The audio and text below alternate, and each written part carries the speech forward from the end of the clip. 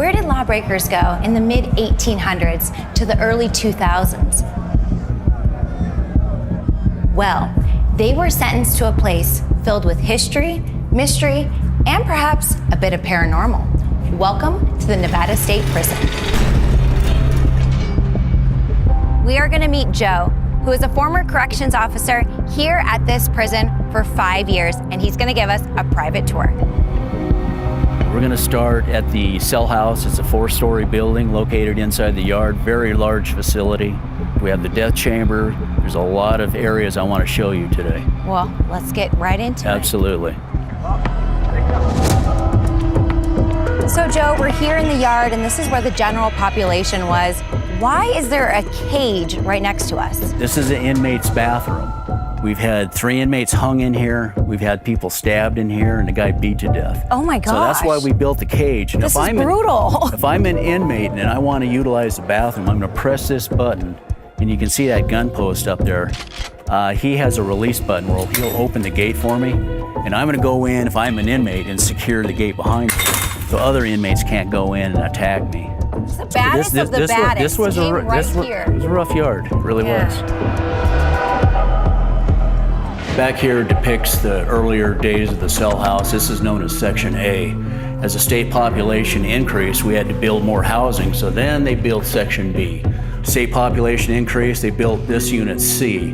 And who went in there? This was max housing. This is the worst of the worst Nevada had to offer. That's where I worked. You worked at death row? Yeah. Wow. Now, how many inmates would you say this housing unit in all of entirety would take? How many people you think? About 740 inmates.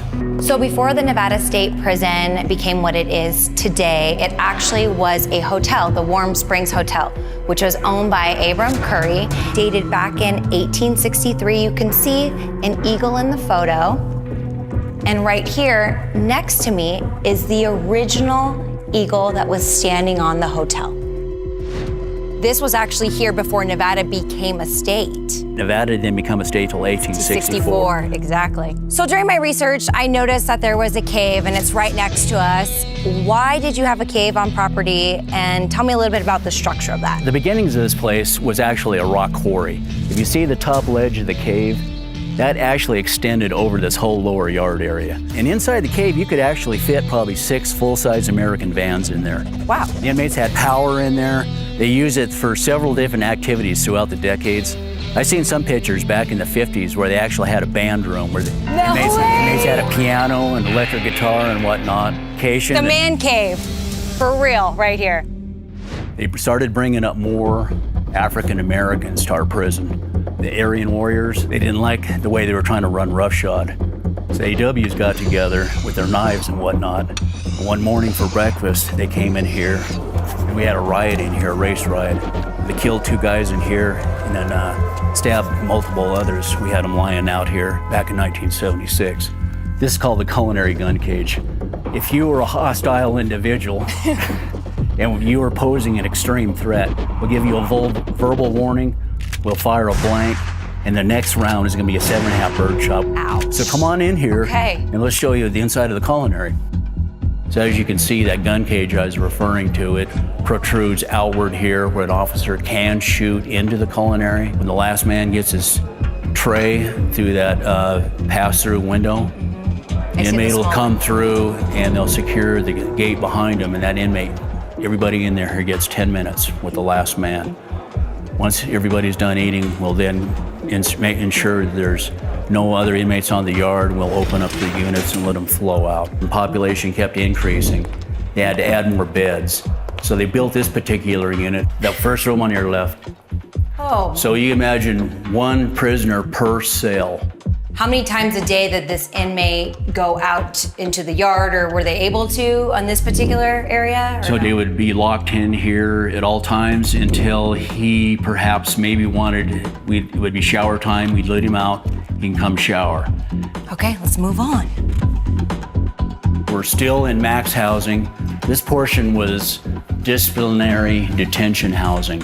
When you go in, go ahead and go on in, Sam. Okay. Oof. You could see, go ahead and step in. Oh man, this could get really dark if you shut that door. And you can see those bar doors would be closed, so you would be in there. We'll go ahead and close it on you. They won't let me Go ahead and push the door. These are heavy doors too. We had two dangerous inmates, inmate A and B. A is Las Vegas, B is up here. Inmate B, they go to Washoe District Court. A dirty attorney secretes and smuggles two small handguns to the inmates. Both inmates come back now after court. Now they have guns. They have guns. They don't have them on them yet. We have a young officer over here going through the legal work.